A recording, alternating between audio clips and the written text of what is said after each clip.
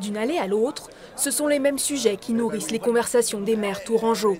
Une semaine après le congrès des maires de France, les édiles d'Indre-et-Loire sont sceptiques, voire exaspérés.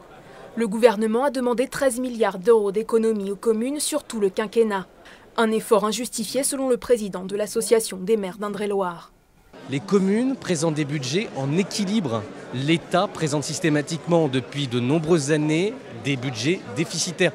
Si nous avons le malheur de présenter des budgets en déséquilibre, on est mis sous tutelle par le préfet.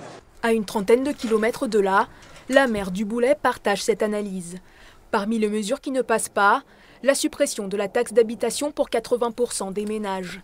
Si le gouvernement s'est engagé à compenser la baisse des recettes à l'euro près, l'élu est dubitative quant à la pérennité de cette promesse.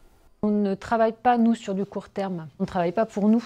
On travaille pour une population qui est en évolution sociétale, familiale. Enfin, il y a plein de bouleversements, on le sait, à ce niveau-là. Et nous, on est chargé d'accompagner ça, mais pas sur une... Enfin, à mon sens, pas sur une période de 5 ans. La diminution du nombre d'emplois aidés a aussi impacté la municipalité. Son unique contrat aidé est financé par les deniers de la commune depuis octobre. Je suis un petit peu effectivement peinée de ça parce que je me dis que je ne vais plus pouvoir donner la chance peut-être à certaines personnes.